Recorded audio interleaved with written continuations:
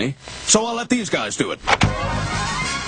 You have AIDS. Yes, you have AIDS. I hate to tell you, boy, that you have AIDS. You got the AIDS. You may have caught it when you stuck that filthy needle in here. Or maybe all that unprotected sex put you here. It isn't clear, but what we're certain of is you have AIDS. Yes, you have AIDS. Not HIV, but full-blown AIDS.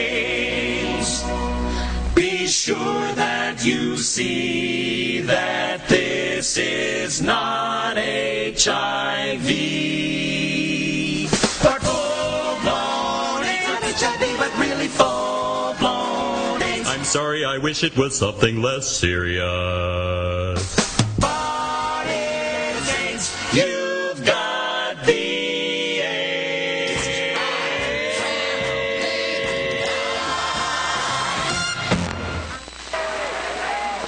Here's a song by a gay guy.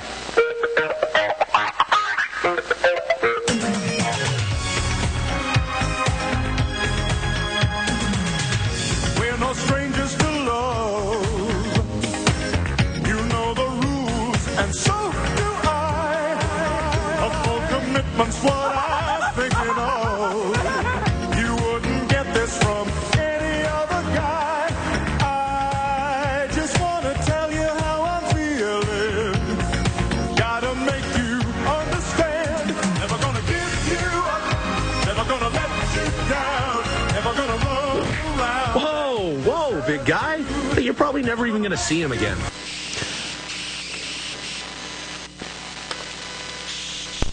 Welcome to Sports Talk. This is Sports Talk with Big Papa John. I'd like to thank all our listeners for the station, WHLC, Lehman College in the Bronx, New York. This is going to be my third sports show, so this is going to be really fun. A lot of big news to talk about. Yeah, I know that the music was a little bit unconventional, but I just thought I'd be funny. You gotta love the music of Family Guy. I mean, I'm surprised they haven't come out with a CD already. That's just so funny. He can turn something so horrible. Seth MacFarlane can turn a horrible event into something funny, which is something that we have to learn more about. We have to learn to do more. One of my co-hosts, Jesse Jones, who will stand in for Sports Talk, should be here soon. Until then, we're just going to proceed without him. Let's go with football first. Football, it was just amazing this week. I couldn't believe the football games. I mean, I spent the whole weekend just dedicating myself to just watching football. Before we get to the NFL, I really want to talk about SMU. A school that I love, Southern Methodist University. I'm not Methodist, but when you look at 30 for 30 or you look at the Pony Express, you really look at that school and you're just like, wow, that school could have been up there with Alabama and just a bunch of other great schools with like championships. But because of the death penalty, my God. I mean, college sports, you gotta love college sports. You gotta love college football. College football's fun. There's tons of points. It's getting a little out of hand with the point situation, though, because you're just like 70-47. Like, I think it just takes away from the game. I'd rather see what I saw with the first Alabama LSU meeting, with just winning by 2. Seriously, just winning by 2 points. That was entertaining. No one could score. Everybody was up on their feet. So like, my God, who's winning? So SMU, they won another bowl game. They've won 3 straight bowl games, which is great. They're looking into making their program better. They've got a good head coach, and like they're making their stadiums better and stuff like that. But you just gotta like that team. Because historically they just had some horrible teams. Nobody wanted to play for that school, and now you see them slowly getting better. And a lot of teams are moving to the Big East, which is going to be great. Big East is going to be even better because you have so many teams from Mountain West conferences and other conferences coming into it. I mean, I think we got Boise, and you got a bunch of other schools. So that's just going to be great. There's a college, the Big East will get better athletically with other teams coming into it. And there'll definitely be, I think it'll be more talk with the Big East. Yeah, but SMU, congratulations to SMU in winning 3 straight bowl games. That's something to be proud of. And it was just great watching the game. Yesterday I watched Northern Illinois University win the GoDaddy Bowl. I didn't even know there was a GoDaddy Bowl. Like, it just seems like if you have enough money, you can make your own bowl game. I'd love to make my own bowl game. That'd be a lot of fun. But and Northern Illinois University kick butt. You gotta like that football team. Also, I like to promote someone. A dear friend of mine. We played D-line in college together. Brian Dabbs. He's a strength trainer at OU, Ohio State University. OSU, Ohio State University.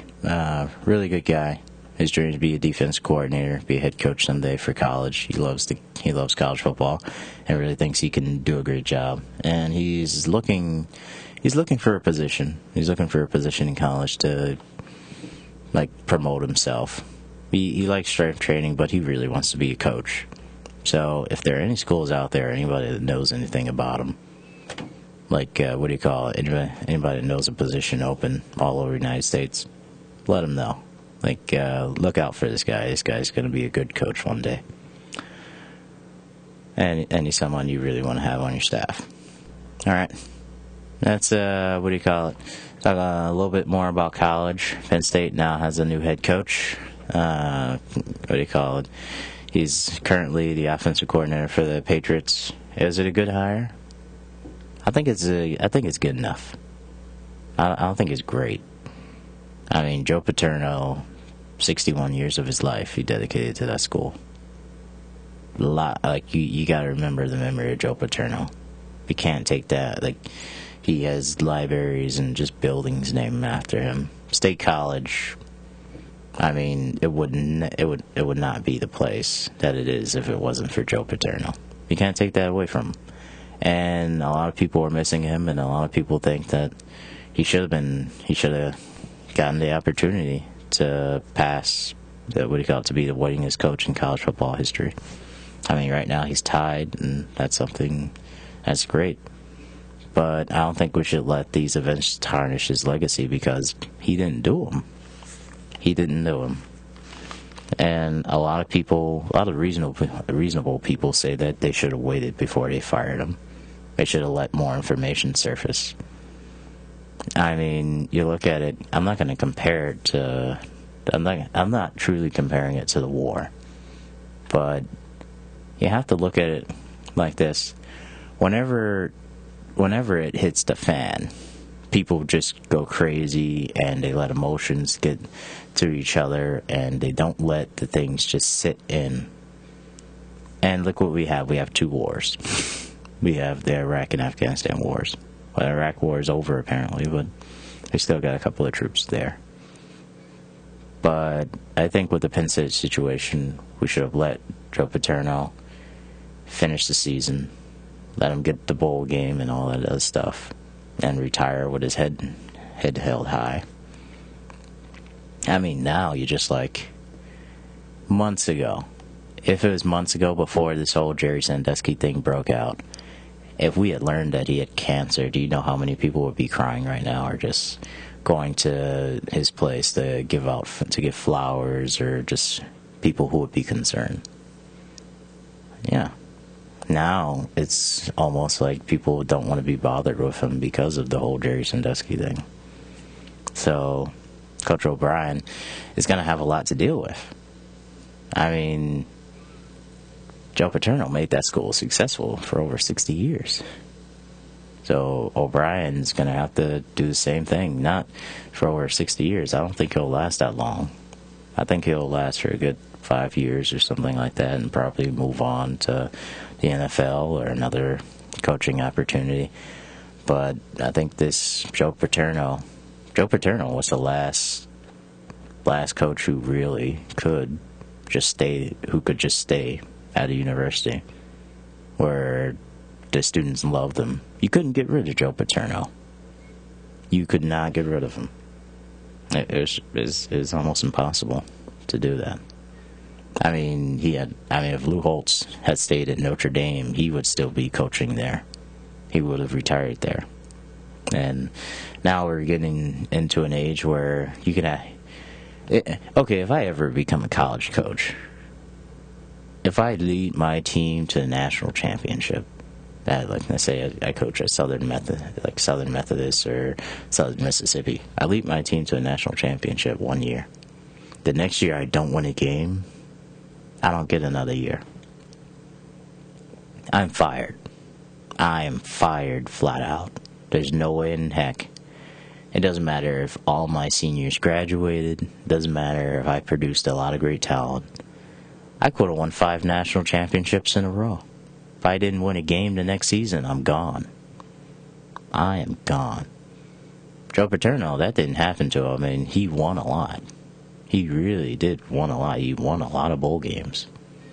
So with that just constant pressure for over 60 years and just winning and doing right by his school and like by his players, just amazing. Yeah, but O'Brien, and he's got a lot of work cut out for him. If he does not win, if he doesn't win, then wow. He has to win. He has to. He does not have a chance. He doesn't have a season to mess up. He has to go to a bowl game and he has to win it. Especially coming from the Patriots. He can't be a flunk. He can't flunk this. He can't mess it up. Because, I think a lot of people didn't want the job because they didn't want to be the man to replace Joe Paterno. That's just too much pressure. That's way too much pressure. I'd rather be the man who replaced the man who... I'd rather be the guy who replaced... I want to come after the guy who replaced Joe Paterno. Seriously. I don't want to be the guy who directly, replaced Joe Paterno. I want to be the guy afterwards. Because the guy afterwards is just you're more relaxed. You don't have to deal with it as much. You don't have to say, well, he's good, but he's not Joe Paterno. The guy afterward, I think that's why a lot of coaches were just yeah, it's probably better that I don't do this. I'm glad O'Brien stepped up, because it was looking like nobody wanted that job. No one. But I'm rooting for State College. I'm hoping, they still got a great defense. They still got a lot of key pieces coming back next season. Don't know how recruiting is going to go, but let's hope O'Brien can do something. But you got to look out for teams to look out for college football next year. 1, Michigan. I'm not talking about Michigan State. Michigan State's good, but Michigan is just a great team. Michigan has gotten a lot of great talent from all over the country. And Brady Hoke, he can just really recruit players. And you got to look at the Sugar Bowl and all the things he did, and just, yeah, that was a great hire. I don't know, San Diego State, the guys that come out of San Diego State for coaching. I think John Fox was a coach at San Diego State, so it was just wow, producing a lot of great talent. So guys who are looking to become coaches, we might want to try San Diego State. But Michigan.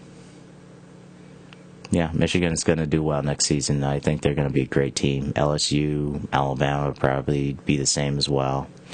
Another breakout teams to look out for. You got to look out for USC, especially Barkley coming back next season. He can actually compete in a bowl game. He's qualified too. It's going to be an even better team. Even with all the restrictions, they still produce well. The coach was still able to recruit good talent, even though they had so many restrictions on how many players they could get, give scholarships and all that stuff. But yeah, LSU will really show what it's made of next season, as well as Southern Mississippi. Southern Mississippi did well this season. Like, the coach was really determined to show how well his program can be and how much better it's going to be. Like, you gotta root for Southern Mississippi next year. It's just a team that you look out for, and you're just like, wow.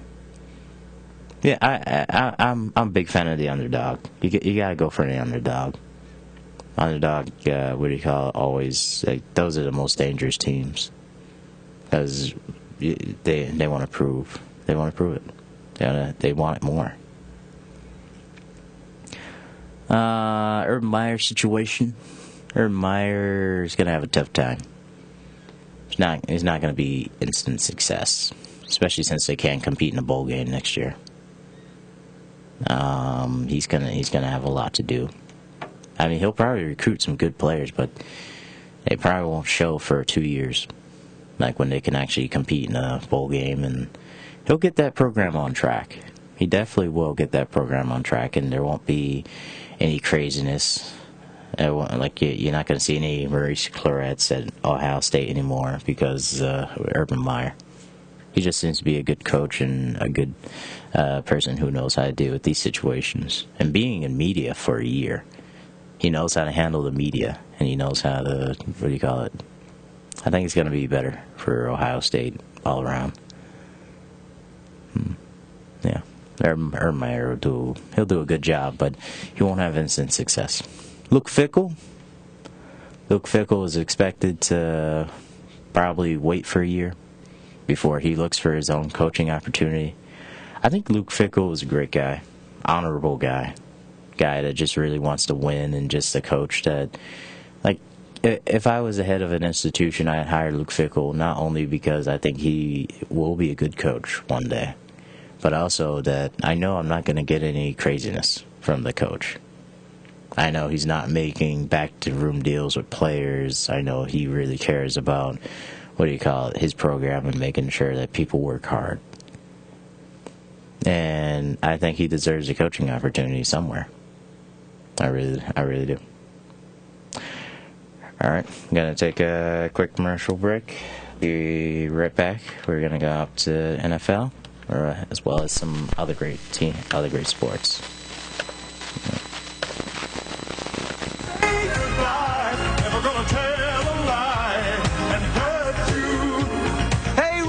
It's your cousin Marvin.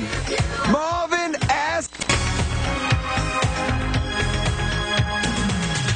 We're no strangers to love. You know the rules, and so do I. A full commitment's what I'm thinking of. You wouldn't get this from any other guy. I just want to tell you how I'm feeling. Gotta make you understand. Never gonna give you up. Never gonna let you down. Never gonna run around. Whoa, big guy. You're probably never even going to see him again. Right. Never gonna say goodbye. Never gonna tell a lie and hurt you. Hey, Rick, it's your cousin Marvin. Marvin asked. Why aren't more people encouraging? I'm so lonely, so lonely, so lonely inside real alone. There's no one, just me only, sitting on my rental phone. I work very hard and make up great friends, but nobody listens, no one understands. Seems like no one takes me seriously, and so I'm lonely, a bit of lonely. Pour it on me.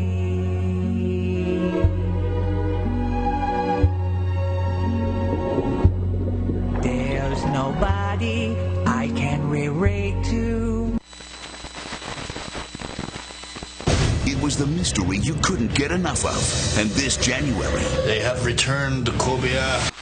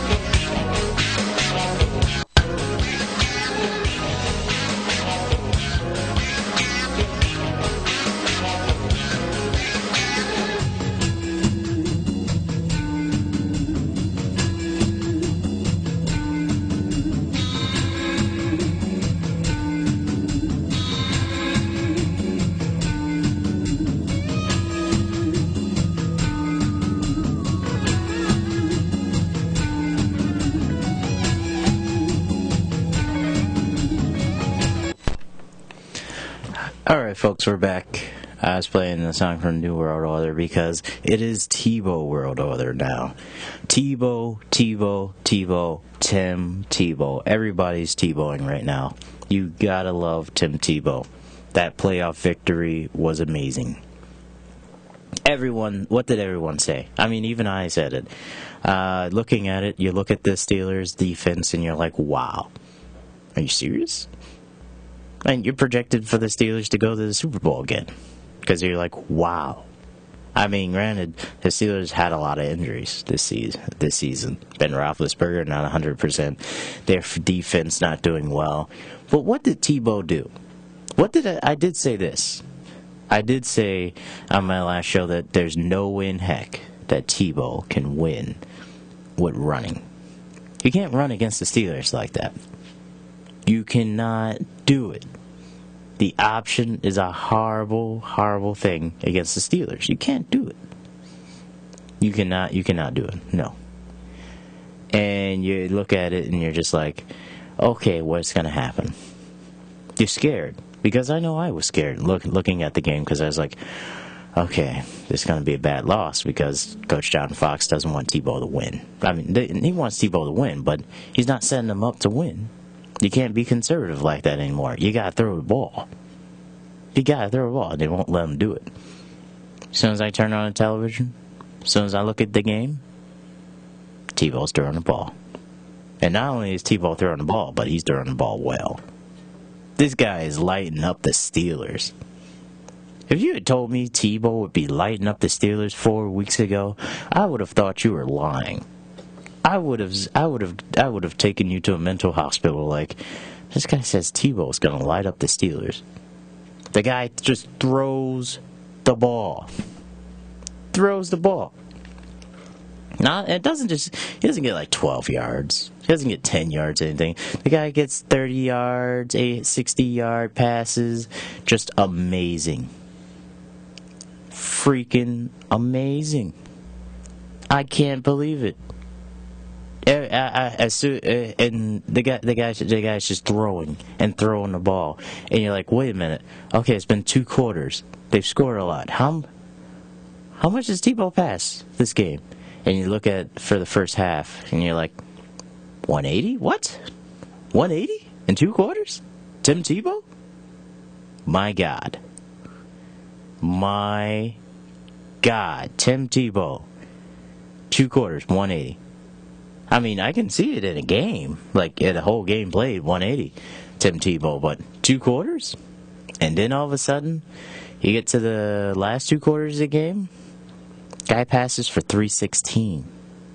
You can't write this stuff. 316 is Tebow's favorite verse in the Bible, John 3:16. And he passes for 316 yards? Wow. Crazy. Freaking crazy. But Tim Tebow, oh Jesus. My God. Okay. So, he wins the game against the Steelers. Okay, I gotta pinch myself. Ow. Yep. I'm awake. Tim Tebow beat the Steelers. He beat the Steelers. Almost the number 1 defense in the league. He beat the Steelers.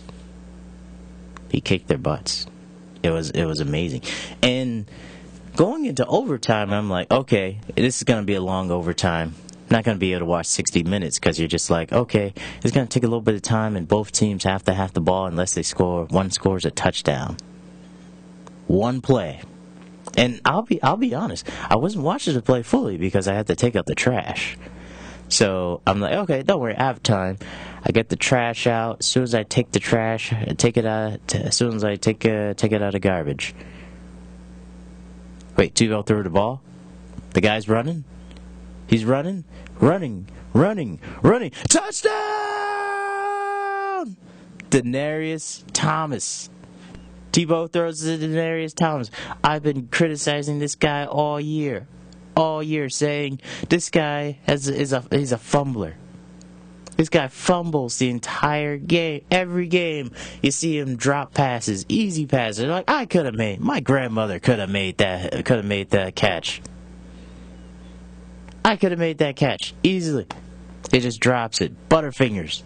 Denarius Butterfingers Thomas. That's what I used to call him. The guy catches the ball and runs in for the score. Runs. Two defensive backs trying to stop him. Can't do it. And the Broncos win the game. Amazing. Tebow World Order has officially begun. What is it? We need to change the song Tebow World.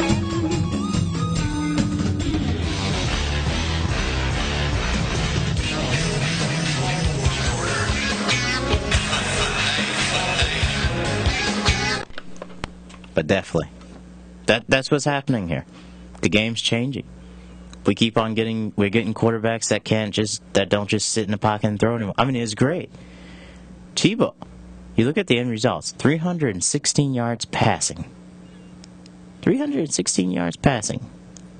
3 touchdowns. No, okay, 2 passing touchdowns, 1 rushing touchdown, 50 yards rushing.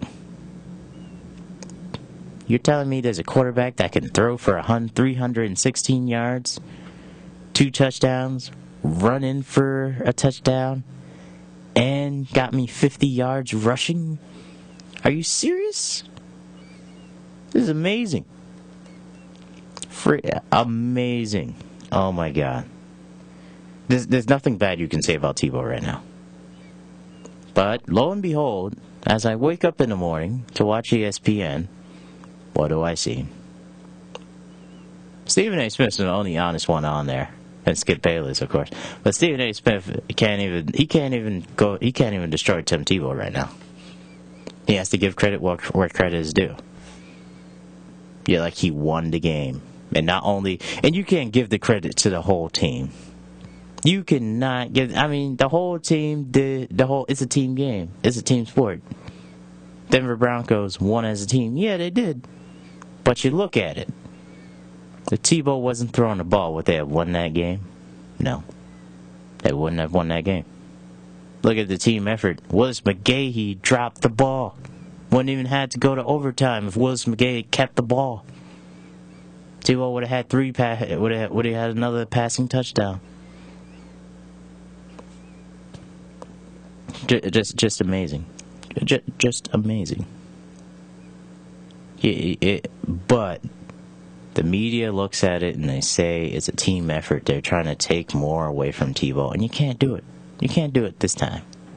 It's a playoff win. Tebow made a $250,000 bonus for that game. Nobody expected him to win. This guy passed records. That's the shortest overtime win in the history of NFL football. He broke the passing record for John Elway for first postseason victory. He broke John Elway's record.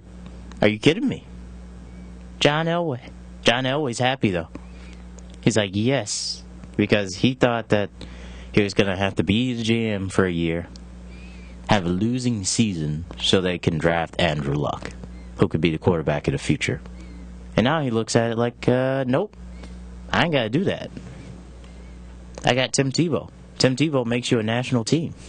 Me and my friends in New York City are like, okay, we have to commit to buying an NFL package next season because we want to watch all of Tebow's games. Seriously. More people. Did I care about the Denver Broncos after Elway left? No. Not at all. Who do they have? Brian Griese? Brian Griese, he did horribly. Which is terrible because his father, Bob Griese, was amazing. And then you get other players. Then you got Jake Plummer, makes that team national team again, but not really, not as much fame. Tim Tebow now, great, just great. You gotta love what Tebow's doing. You can't take this victory away from him. Next week, Broncos at Foxborough playing the Patriots. A lot of people are expecting the Patriots to win. And I don't blame them, because the Patriots, they can score. They can just score. They can score a lot of points. I'm not going to say, if I had to bet, I think the Patriots are going to win. But this is what I'm scared about for the Patriots not winning this game. Tebow can throw now, which is great. That's dangerous. They're not prepared for that. No team is prepared for the quarterback that can now throw and run, who has a good defense to back him up. Seriously. Throw the ball, can run the ball, has an okay running game, get him a few yards. Seriously. As long as there's no turnovers by Tebow or Willis McGahee and not a lot of drop balls, they have a chance of winning this game. And you have to look at the Patriots and like the defense isn't there. And yeah, Josh McDaniels is back. He'll be helping out the offense and stuff like that, but you have to look at it and say, all right, defense isn't there. Defense found a way to stop Tim Tebow, yeah, but can that really happen again? Can Denver just kick the butt of the Steelers, which is like the number one defense in the league, and then all of a sudden lose to one of the worst defenses in the league? That's a tough question. We'll figure it out next week. That's what the results. But if I'm a betting man, I'm going with the Steelers. But in my heart of hearts, I'm going for the Broncos. That's just a great story. That is just a great story. And next to Tim Tebow, if this guy goes far in the playoffs, how can you not keep him? There's still going to be criticism. There's still going to be a lot of craziness. But how can you not keep him? All right. Let's get to some more football here. Giants. Giants kicked the butt of Atlanta Falcons. Craziness. Just a lot of craziness. 27-2, I think, was the score. Giants, like, Victor Cruz was silent all game. But I think that helped a lot of other receivers. Mario Manningham with 1 touchdown. Hakeem Nicks with 2. Manning throwing for 3 touchdowns. That was great. Both runners, Ahmad Bradshaw and Brandon Jacobs, just doing great. And that defense is something to be wary of. Jason Pierre-Paul. Like I said before, you've got a bunch of guys. Linebackers weren't even drafted. Some of them were drafted in the 6th and 7th round. Boy, can the Giants pick them. The Giants can really pick these guys. I'm just amazed at how well these guys are doing. Especially Jaquan Williams. Guy's starting in a playoff game. Guy's a rookie. Came out of 6th or 7th round. And he's just kicking butt. Can't believe it. You just can't believe it. You're watching that game and you're expecting Atlanta to do well. You're expecting them to kind of just kick butt. But the Giants just owned Atlanta the entire game. I felt bad for the Atlanta coach, because the Atlanta coach, 4 straight seasons of winning. Just a lot of winning. Great record as a coach. Can't win in the postseason. I don't know why. I don't know why he can't win in the postseason, but that's just what's happening right now. But yeah, next year is another year. I mean, they got Roddy White and Julio Jones. Got a bunch of other good stars on that team. They'll get better. 5 years of charm. But Giants are gone on. Gotta face the Green Bay Packers. Cheesehead land. I got cheese in my veins. Do you? I definitely do. But it's gonna be an interesting game, because in 07, Super Bowl. Well, close to the Super Bowl. NFC Championship game. Giants have a chance. Giants have a chance to go to the Super Bowl. Packers have a chance to go to the Super Bowl. Brett Favre throws. Giants win, go on to win the Super Bowl. A lot of Packers fans think Brett Favre should have won that.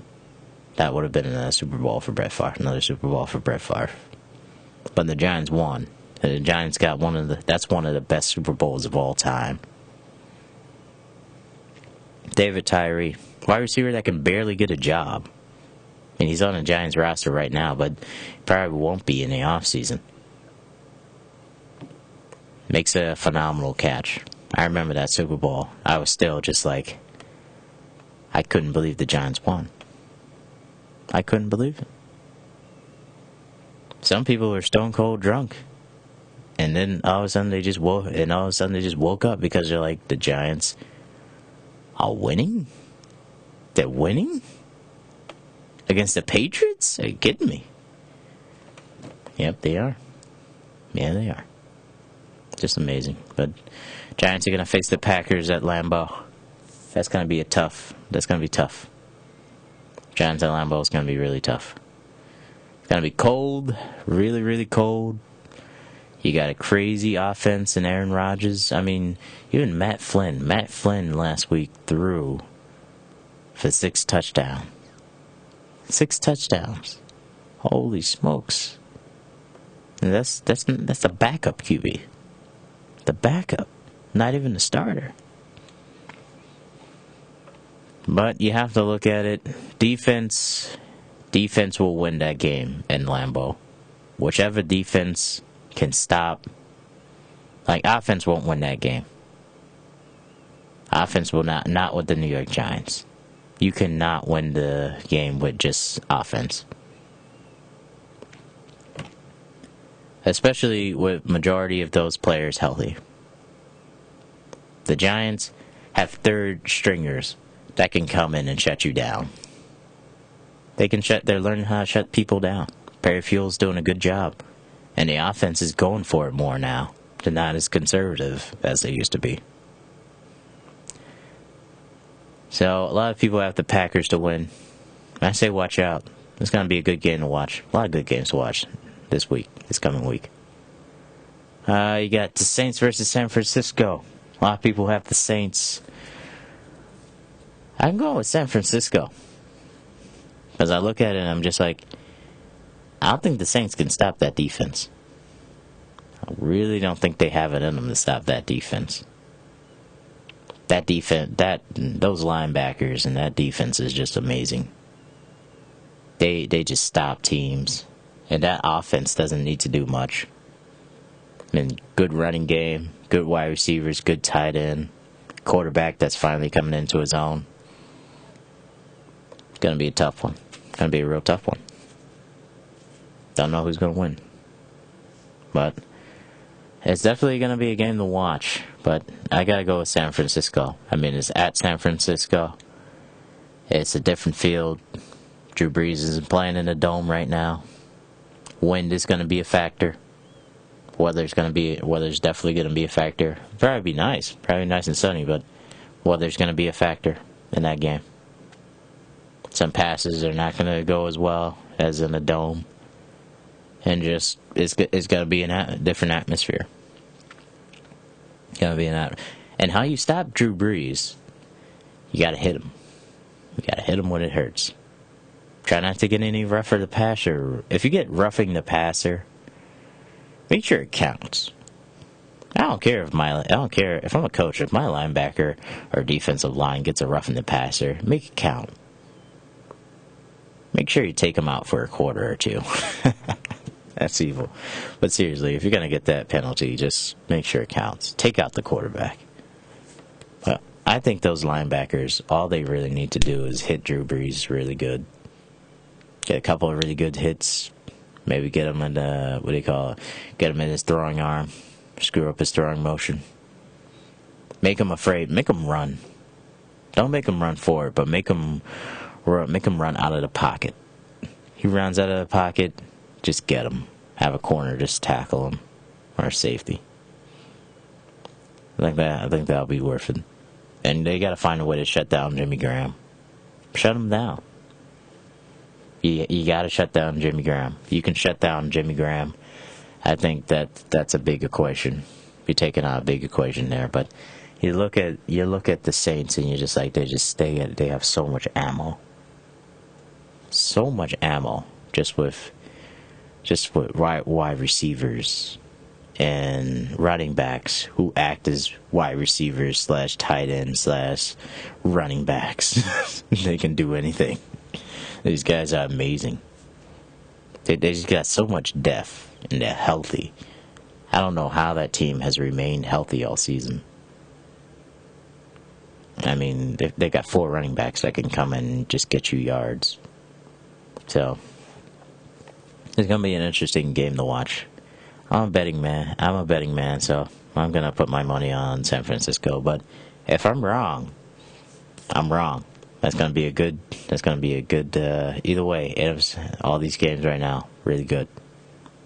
We got to watch them. You got to watch them all because they're just that exciting. There's no one where you're just like, this team's going to win because they can surprise you.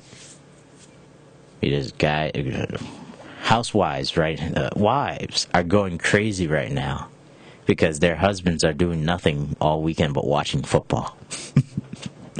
And you're just like, honey, I have to. Do you see this game? I can't miss this game. Can you watch the kids? Yeah, I'm watching it. I'll watch the kids. Turn the channel. Yes, the game. Oh my god. Running the wall, like just putting the pedal to the metal, getting to Walmart to get some beer and snack foods and all that stuff because you gotta watch the game. I'm sorry, Sarah, I was speeding, but the Packer game's coming on. Oh, all right, go ahead. If I was a cop, I'd just be like, go ahead. I'm not gonna write you the ticket. Not gonna do it. Not gonna write you the ticket because I'm like, that's what I'd rather be doing as well. Probably just gotta listen to it in the radio. Like, I'm not stopping anybody with traffic that day. But a lot of good. That's gonna be a good game. Well, let's see what else is going on.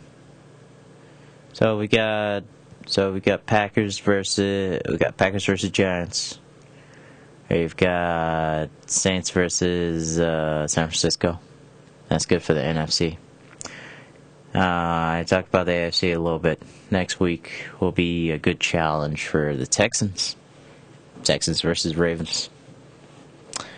Texans, say what you want about them, they've proven themselves as a team. That team has just done great. They've won with nothing. They've won with a quarterback who was their third stringer. How'd they do it? Good offense all around. Good wide receivers. Good running back. Really, really good running back in Arian Foster. Good defense. Really good defense. Just and Gary Kubiak just keeping that team together. Seriously. So even if the Texans lose, they've had a winning season. Do I think they're going to lose versus the Ravens? Yeah. I think they're going to lose versus the Ravens. Because you just like Anquan Baldwin. Good running back. Let's see here. Good wide receivers all around. Good quarterback in Joe Flacco. Good defense. Been a good defense for years. Good defense for years, for God's sakes. Good tight ends. That's just an all-around good team. Do I think the Texans have a chance at winning? Yes, I do. Yes, I do. I think they really do have a good chance, of winning this game. But I don't know. I don't know what's really going to happen with this game. I think if I'm putting my money on the Ravens to win, but if the Texans can keep on going, like you just have, you got to look at Wade Phillips as a potential coach for next season, head coach. I mean, the thing is, he's a great coordinator. He's always been a great coordinator. And he's always been able to win. But as a head coach, it's just, he produces well in like the first few seasons, but sometimes he may not get the job done. He just doesn't get the job done, especially in postseason play. I think what Wade Phillips I think it's what I like to call it. I like to call it the Doug Flutie, the Flutie curse, as he was coach at Buffalo. I love the Buffalo Bills. As I said before, you can look at my religions, Catholic and Buffalo Bills. Those are my two religions. But so Doug Flutie's quarterback of Buffalo Bills, postseason. Wade Phillips had Doug Flutie as his quarterback, won a bunch of games. What happens? Owner says, hey, I need you to put in another quarterback besides Doug Flutie. Doug Flutie can't get it done. Wade Phillips is like, Doug Flutie's been getting the job done all season. What do you mean? What happens? Wade Phillips takes Doug Flutie out of the starting lineup, puts another quarterback in. They lose the game. They lose the game. Never the same. Hasn't been the same as a head coach ever since. Will he ever get over this hump? I don't know. I hope he does. But ever since that day, it's just been this stigma with him. You don't know if it's a curse or not, but I don't know. I think it's worth looking into or talking about. Do I think he should be a head coach again? Yeah. He's gonna stay in the NFL for a couple more minutes. Then we're gonna head back to soccer and basketball. But Wade Phillips been interviewed by the Buccaneers, be the new head coach to replace Raheem Morris. And to be honest, I like it. I really like it. I think Wade Phillips would be a great coach for the Buccaneers. I mean, what do you call it? I mean, Brad Childress is interviewed for the job. I don't think he should get the job.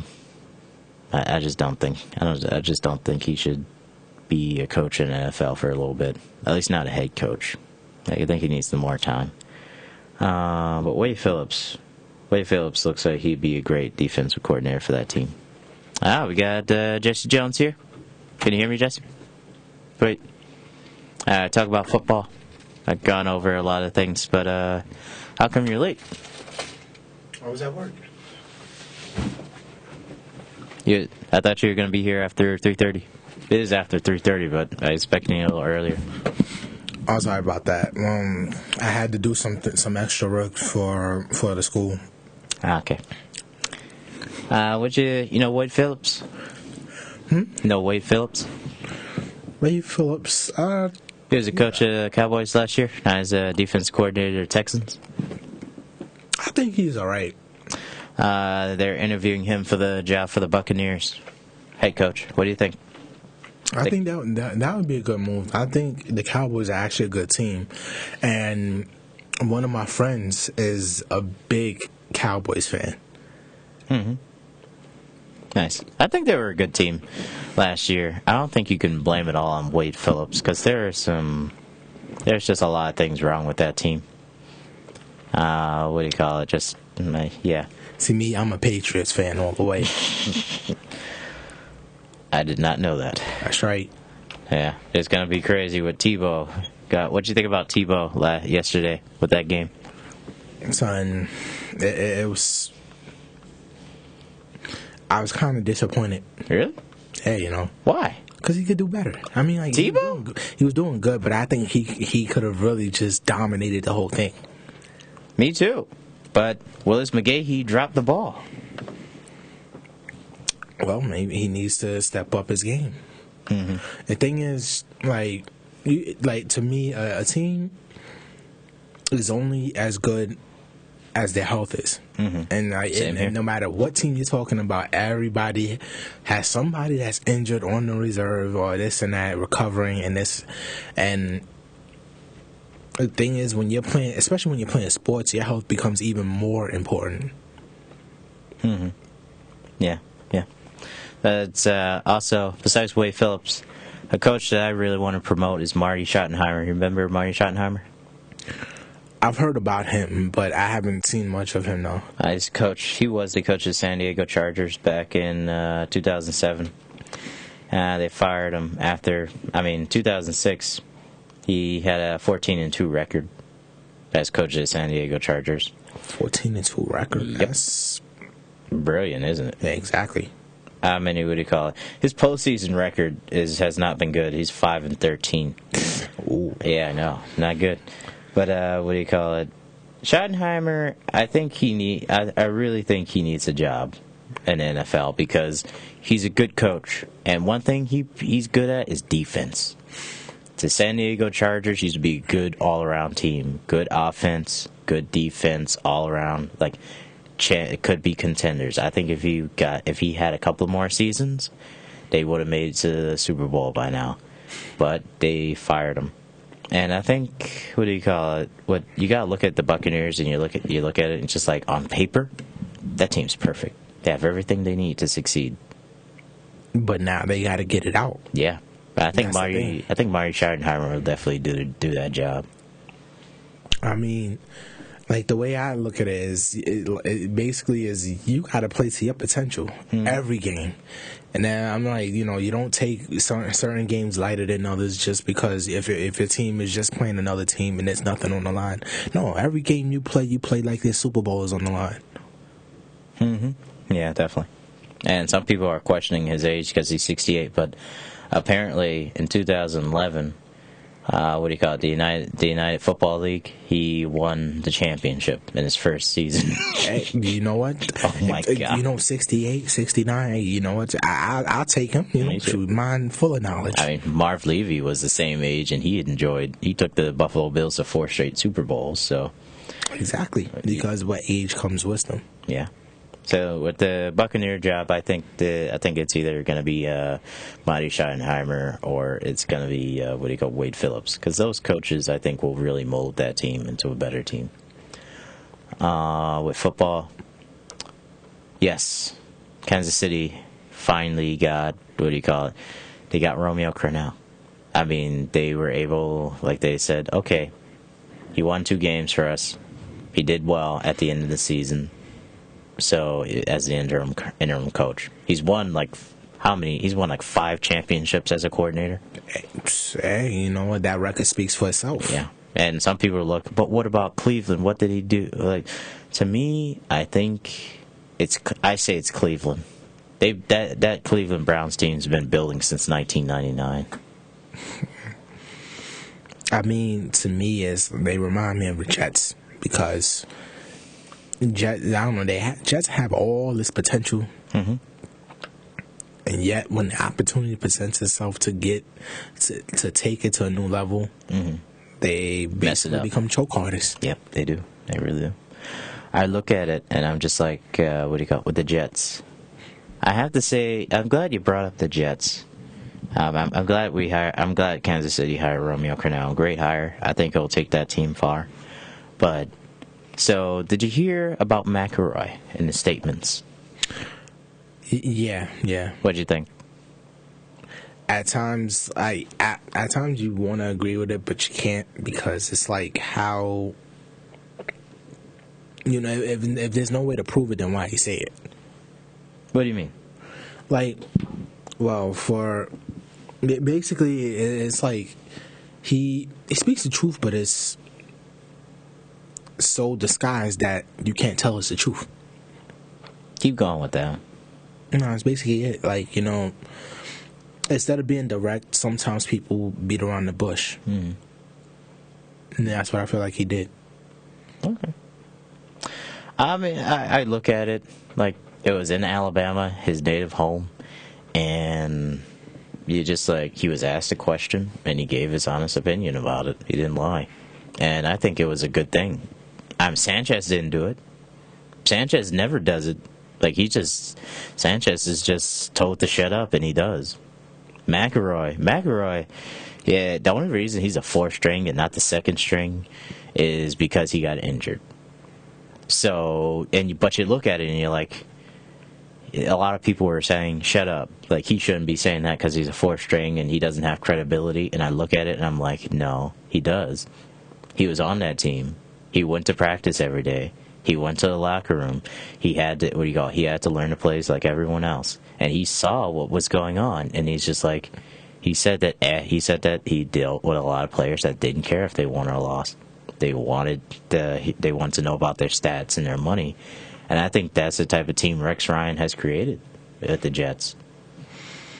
And it's kind of sad to see. Mm-hmm. I mean, on the one hand, you have business to take care of, but on the other hand, your personal attitude plays just as big a role as what you physically do. Mm-hmm. I look at it like the difference between the Giants and the Jets, and I look at it like this: like majority of my family are Jets fans, and when I was growing up, I like the Packers, I love the Buffalo Bills, and I like the Giants. Why do I like the Giants better than the Jets? The Giants are not showboaters. The Giants have their former owner that died years ago. This guy, he went to church. He's like, on Sunday, I'm going to go to church, and then I'm going to root for my team, and whether they won or lost. He rooted for his team. He didn't, he invested in his players. He didn't get, big name players, from everywhere. He was conservative, and especially with defense. You're not going to be a coach at the New York Giants and not know anything about defense. You better not. The fans are right. The fans are right. That's the one thing Giants fans always have is defense.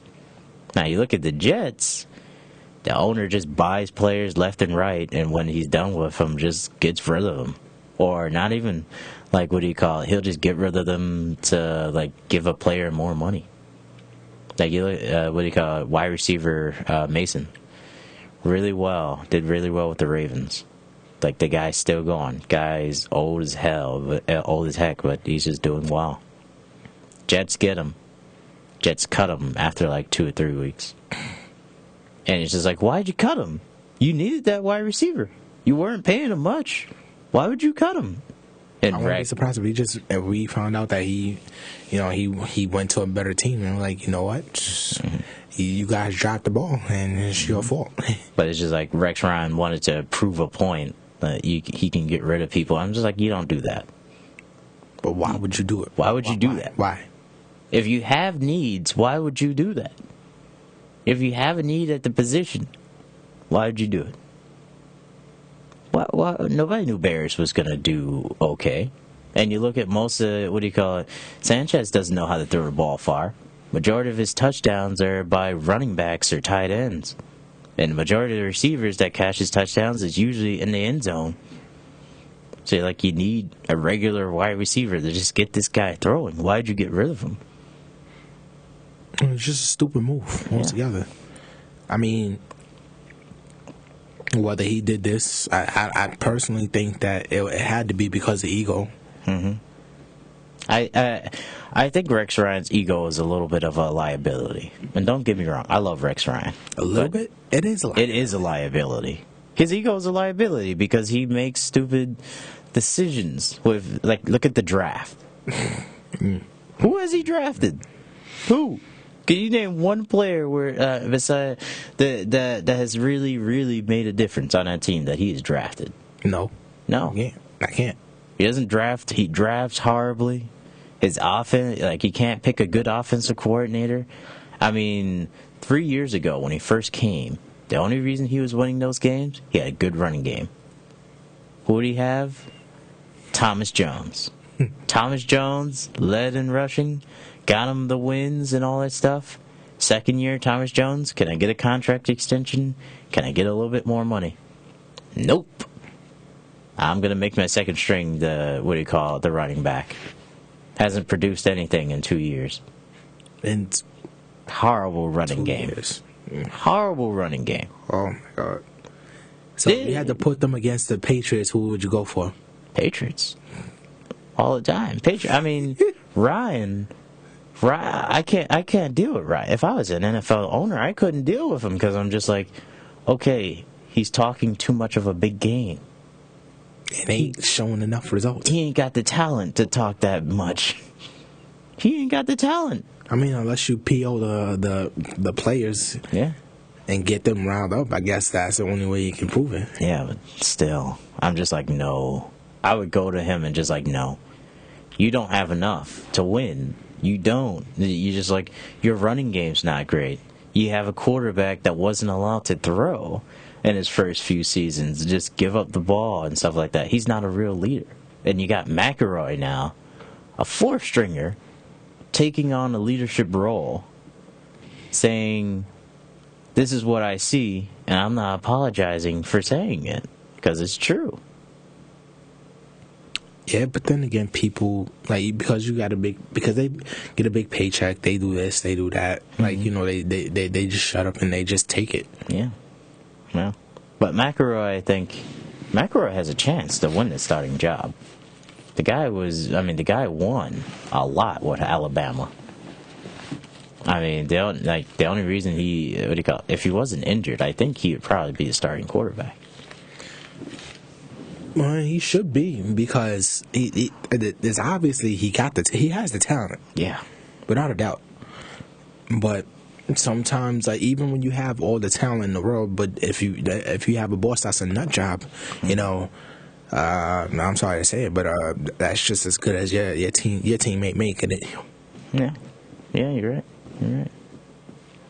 But I'm just, I look at it and I'm just like, what the Jets need to do, Rex Ryan needs to shut up. He needs to work on his team. And he really needs to start drafting well. Get some running backs, get some guys that can come in there and turn things around. Pay attention in the draft, because he's not doing it. He's not doing it. He just drafts these guys. But did you look at the Jets when they did that documentary with HBO? I forget what they called it. I couldn't even finish it. I couldn't. I just stopped watching at that point. Yeah.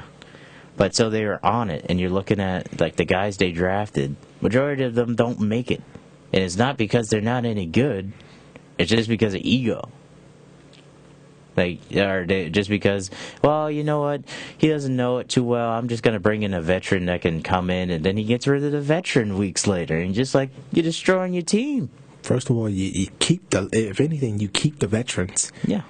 And you have them work with the younger talent. Yeah. Or get rid of the younger talent, flat out.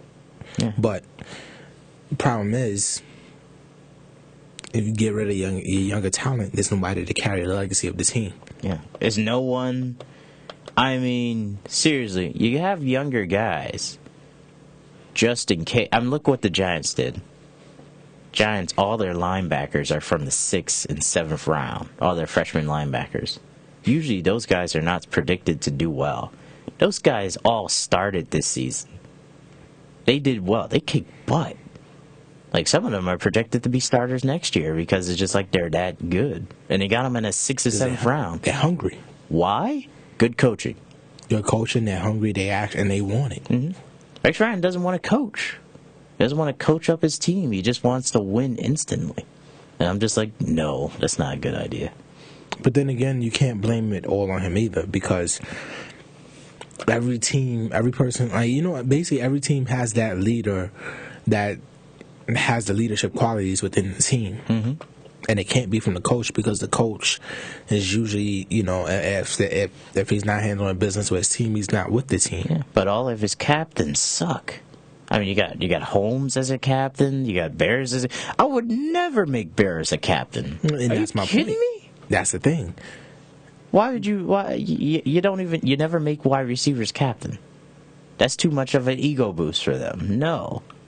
I mean, Sanchez is a captain, but he doesn't say anything. He just stays quiet, and then once he gets on the football field, I mean, that would work if he was in Kansas City, fine. But he's in New York City. Oh, nah, it's not gonna work. You got to do a little talking. Mm-hmm. Yeah, and it's just like, wow.